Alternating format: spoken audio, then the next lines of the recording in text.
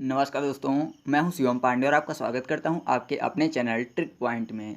दोस्तों, आज हम लोग इस वीडियो में इंडियन ज्योग्राफी का एक बहुत ही महत्वपूर्ण टॉपिक भारत के प्रमुख दर्रों को ट्रिक के माध्यम से याद करने वाले हैं। ठीक है, भारत के जो भी प्रमुख दर्रे होंगे उनके बारे में हम लोग थोड़ा थोड़ा जानेंगे भी, जो भी महत्वपूर्ण होगा एग्जाम की दृष्टि से, और कोरिलेशन मेथड से उनको याद भी करेंगे। तो आप इस वीडियो को पूरा देखिएगा जिससे कि हम लोग इसे आसानी से याद कर सकें। तो देरी न करते हुए चलिए शुरू करते हैं। तो सबसे पहले बात कर लेते हैं कि दर्रा किसे कहते हैं। तो पहाड़ी एवं पर्वतीय क्षेत्रों में पाए जाने वाले आवागमन के प्राकृतिक मार्गों को दर्रा कहा जाता है। या फिर ऐसे समझिए कि दो पहाड़ियों के बीच का वह निचला या कि सकरा हिस्सा जहां से दो क्षेत्रों को जोड़ा जा सके, यह था दो क्षेत्रों में आया जाया जा सके, वही स्थान क्या कहलाता है? दर्रा कहलाता है। ठीक है, और मैं आपको बता दूं कि ज़्यादातर जो विदेशी आक्रमण हुआ करते थे तो आक्रमणकारी इन्हीं दर्रों के माध्यम से भारत के अंदर प्रवेश करते थे। ठीक है, तो चलिए अब हम लोग एक एक करके सभी दर्रों को ट्रिक के माध्यम से याद करते हैं। तो चलिए अब हम लोग एक एक करके सभी दर्रों को देख लेते हैं। पहले उनके बारे में जो भी महत्वपूर्ण होगा एग्जाम की दृष्टि से उनको देखेंगे और फिर बाद में याद करेंगे कि वह कहाँ पर स्थित हैं। यानी जैसे ही एक राज्य के दर्रे कंप्लीट हो गए तो फिर उनको ट्रिक के माध्यम से याद कर लेंगे। तो सबसे पहले बात कर लेते हैं जम्मू कश्मीर के दर्रों की, जिनमें पहला है काराकोरम दर्रा। यह दर्रा जम्मू कश्मीर में स्थित है और यह भारत का सबसे ऊंचा दर्रा है। कितनी ऊंचाई पर स्थित है? तो यह समुद्र तल से 5664 मीटर ऊंचाई पर स्थित है। और इसी दर्रे से होकर यारकंद तथा तारिन बेसिन का मार्ग जाता है और यहीं से चीन को जाने वाली एक सड़क भी बनाई गई है। ठीक है, तो आप इसके बारे में ये चीज़ें याद रखिएगा। अब अगला है जोजिला दर्रा। यह भी दर्रा जम्मू कश्मीर में स्थित है और इससे श्रीनगर से लेह को मार्ग जाता है। श्रीनगर जो कि जम्मू कश्मीर की राजधानी है, और यहाँ से लेह लद्दाख को रास्ता जाता है। ठीक है, और मैं आपको बता दूं कि इसका निर्माण सिंधु नदी द्वारा किया गया है। तो आप इसके बारे में इतनी चीज़ें याद रखिएगा। अब अगला है पीर पंजाल दर्रा। ये दर्रा जम्मू कश्मीर में दो स्थान है, एक कुलगांव और दूसरा काठी। इन दोनों को एक दूसरे से जोड़ता है, यानी कुलगांव से काठी जाने का मार्ग इसी दर्रे से है। ठीक है, अब अगला है बनिहाल दर्रा, और ये भी जम्मू कश्मीर की जो राजधानी है श्रीनगर, वहाँ जाने के लिए रास्ता बनाता है और इसी में जवाहर सुरंग भी स्थित है। सबसे महत्वपूर्ण पॉइंट है इसका कि जवाहर सुरंग जो है वह बनिहाल दर्रे में ही स्थित है। अब जम्मू कश्मीर का अंतिम एक दर्रा बचा है, वह है बुर्जिला दर्रा, जो कि श्रीनगर से गिलगित को जोड़ता है। तो इस तरह से दर्रों संबंधित जो भी चीज़ें थी उनको अब हम लोगों ने देखा। अब इनको एक एक करके ट्रिक के माध्यम से आसानी से याद करते हैं। तो जम्मू कश्मीर के दर्रों को याद करने के लिए आपको एक चीज़ समझनी होगी कि जो जम्मू कश्मीर है वहाँ पर पाकिस्तान हमेशा अपने आतंकवादियों को भेजता रहता है और कोशिश करता रहता है कि जम्मू कश्मीर में हमेशा आग लगी रहे, यानी हमेशा आग लगाने की कोशिश करता रहता है, वहाँ भी और वहाँ के लोगों के मन में भी। ठीक है, तो सिंपल सा है, यहाँ पर आग शब्द से हम लोग सभी को रिलेट कर लेंगे। तो काराकोरम में शब्द लिखा हुआ है कारा, यानी काला। अगर कहीं भी आग लग जाए तो जाहिर सी बात है कि सब कुछ जलने के बाद क्या बचता है? केवल कारा ही बचता है, यानी पूरा काला काला हो जाता है, केवल राख बचती है जो कि काली होती है। तो कारा से काराकोरम, और जम्मू कश्मीर की बात हो रही है तो आप सिंपल से याद रखिएगा कि काराकोरम दर्रा कहाँ स्थित है? जम्मू कश्मीर में। जोजिला में भी शब्द लिखा हुआ है जो जला, यानी जलने की बात हो रही है। और मैंने आपको बताया है कि हमेशा पाकिस्तान जो है वह जलाने की कोशिश करता रहता है, वहाँ पर आग लगाने की, यानी आग भड़काने की कोशिश करता रहता है। तो जलाने से भी आप जोजिला दर्रा याद रखिएगा। ठीक है, ये भी जम्मू कश्मीर में स्थित है। अब अगला जो पीर पंजाल दर्रा है, तो वहाँ पर पीर पीर का मतलब क्या होता है? पीड़ा, यानी दर्द की बात हो रही है। और कहाँ पे? पंजे में। पीरा पंजाल, यानी पंजा क्या हुआ? जल गया है, तो वहीं पर पीड़ा उत्पन्न हो रही है। तो जलने से आप याद रखिएगा जम्मू कश्मीर को, सिंपल सा। ठीक है, अब अगला है बनिहाल। तो बनिहाल में शब्द लिखा हुआ है बन। बन को याद करने के लिए कर लेते हैं बर्न। बर्न मतलब क्या होता है? जलना होता है। तो आप यहाँ से भी कोरिलेट कर पाएंगे कि बनिहाल दर्रा कहाँ स्थित है? जम्मू कश्मीर में। ठीक है, अब बचता है बुर्जिला दर्रा, तो वहाँ भी जला शब्द लास्ट में लिखा हुआ है। तो आप इन सभी को याद रखिएगा कि काराकोरम दर्रा, जोजिला दर्रा, पीर पंजाल दर्रा, बनिहाल दर्रा और बुर्जिला दर्रा कहाँ स्थित है? जम्मू कश्मीर में। क्योंकि जहाँ भी जलने और जलाने की बात होगी वहाँ पर आप याद रखिएगा कि जम्मू कश्मीर की बात हो रही है, क्योंकि हमेशा पाकिस्तान वहाँ पर हिंसा भड़काने की कोशिश करता रहता है। वो चाहता है कि जम्मू कश्मीर हमेशा जलता रहे और कभी भी वे तरक्की की राह में आगे ना बढ़े। तो आप इनके बारे में इतनी चीज़ें याद रखिएगा। अब हम लोग बात कर लेते हैं हिमाचल प्रदेश के दर्रों की, जिनमें पहला है सिपकीला दर्रा।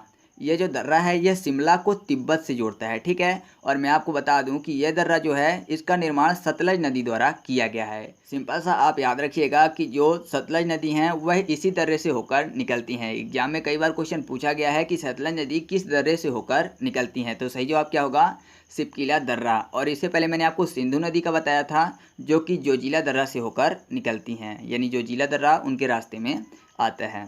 अब हिमाचल प्रदेश का अगला दर्रा है रोहतांग दर्रा। जो रोहतांग दर्रा है यह मनाली को लेह से जोड़ता है, ठीक है। और मैं आपको बता दूं कि यह 4631 मीटर की ऊंचाई पर स्थित है। जो ऊंचाई है ये भी समुद्र तट से ही है। अब हिमाचल प्रदेश का अगला दर्रा है बारालांचा दर्रा। ये दर्रा जो है वह लेह को मंडी से जोड़ता है, ठीक है। तो आप हिमाचल प्रदेश के जो 3 दर्रे हैं इनके बारे में इतनी चीज़ें याद रखिएगा। अब इनको ट्रिक के माध्यम से याद करते हैं। तो हिमाचल में शब्द लिखा हुआ है ही के बाद माँ चल, याद करने के लिए कर लेते हैं माँ का आंचल, ठीक है। हिमाचल माँ का आंचल।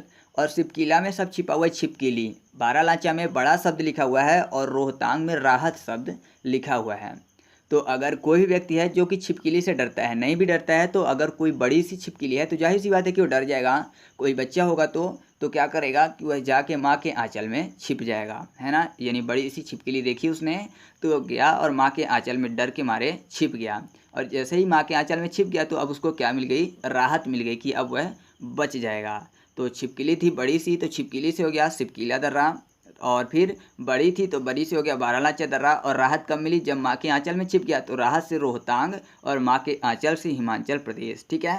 तो आप याद रखिएगा कि शिपकीला दर्रा, रोहतांग दर्रा और बारालांचा दर्रा कहाँ स्थित है, हिमाचल प्रदेश में, ठीक है। अब हम लोग बात कर लेते हैं उत्तराखंड के दर्रों की। तो उत्तराखंड में पहला दर्रा है लिपुलेख दर्रा। ये दर्रा जो है वह कुमायूं क्षेत्र को तिब्बत के तकलाकोट शहर से जोड़ता है, ठीक है।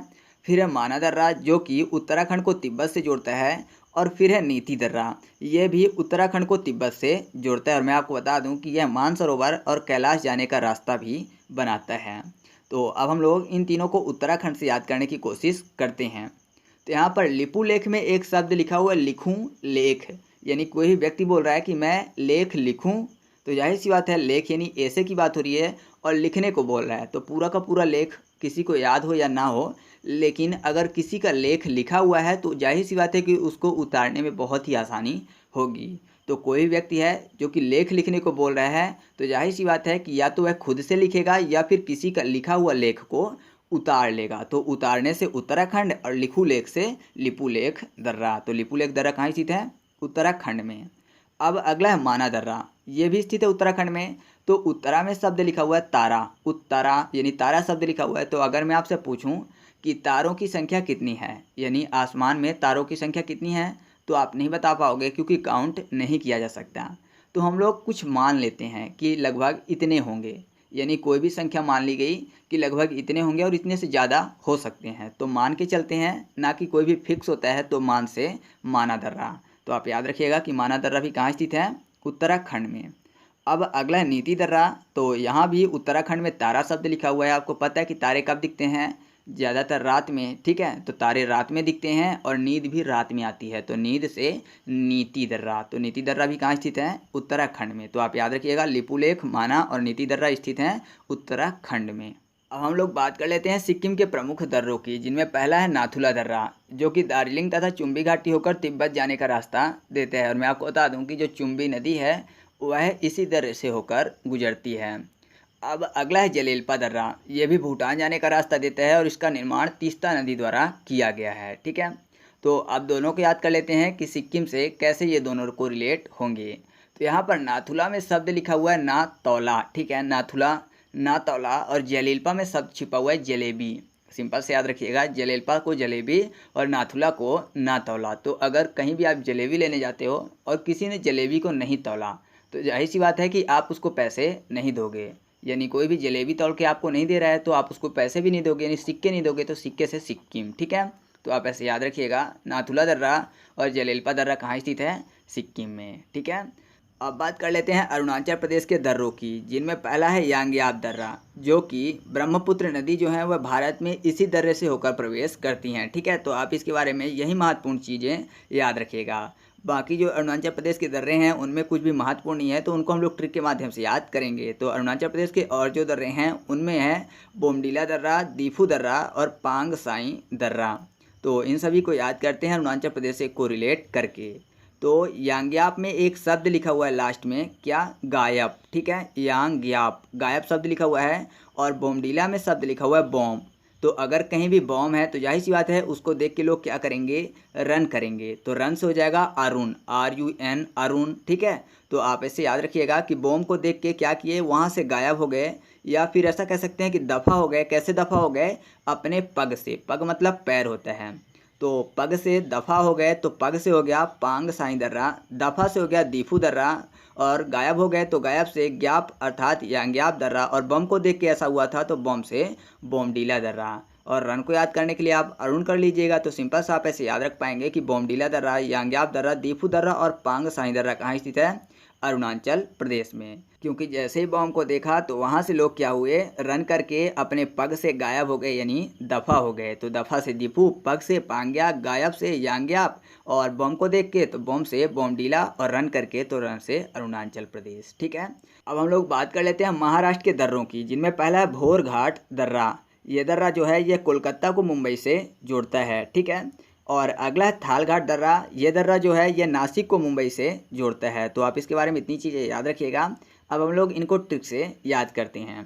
तो यहाँ पर भोर की बात हो रही है, और महाराष्ट्र में शब्द लिखा हुआ है महाराष्ट्र। ठीक है, महाराष्ट्र, महारात। तो आपको पता है कि रात के बाद क्या होता है? भोर होता है। तो आप ऐसे याद रखिएगा कि भोरघाट दर्रा कहाँ स्थित है? महाराष्ट्र में। ठीक है, और अगला है थालघाट दर्रा जो है ये भी महाराष्ट्र में ही है। तो यहाँ पर थाल को याद करने के लिए महाराष्ट्र में कर लेते हैं महान अस्त्र, यानी अस्त्र की बात हो रही है। तो अगर कोई भी अस्त्र लिया है तो जाहिर सी बात है युद्ध में जाएगा, और युद्ध में जाने से पहले क्या होता है? थाल सजा के उसकी आरती उतारी जाती है। तो आप ऐसे याद रखिएगा कि थालघाट दर्रा कहाँ स्थित है? ये भी महाराष्ट्र में स्थित है। अब बात कर लेते हैं केरल के दर्रों की, जिनमें पहला है पालघाट दर्रा, और ये दर्रा जो है वह केरल से तमिलनाडु के बीच का रास्ता देता है। ठीक है, और फिर अगला है सेन घाट दर्रा, और ये दर्रा तिरुअनंतपुरम और मदुरई को जोड़ता है। तो इसके लिए मेरे पास कोई भी ट्रिक नहीं है। अगर आपके पास ट्रिक है तो कमेंट करके बताइएगा, नहीं तो इन दोनों को आप ऐसे ही याद रखिएगा। तो इस तरह से अपनी ये ट्रिक कंप्लीट हुई। अब मैं आपसे कुछ प्रश्न करूंगा और उनके आंसर आपको कमेंट करके बताने हैं। तो सबसे पहला क्वेश्चन ये है कि ब्रह्मपुत्र नदी किस दर्रे से होकर भारत में प्रवेश करती है? उसके बाद आपको बताना है कि सिंधु नदी किस दर्रे का निर्माण करती है, और साथ ही आपको बताना है कि तीस्ता नदी किस दर्रे का निर्माण करती है। तो इन तीनों क्वेश्चन के आंसर आपको कमेंट करके बताने हैं। तो इस तरह से अपना वीडियो कंप्लीट हुआ। अगर आपको वीडियो अच्छा लगा तो वीडियो को लाइक करिएगा और अपने दोस्तों के साथ भी शेयर करिएगा। तो चलिए मिलते हैं अगले वीडियो में, तब तक के लिए जय हिंद।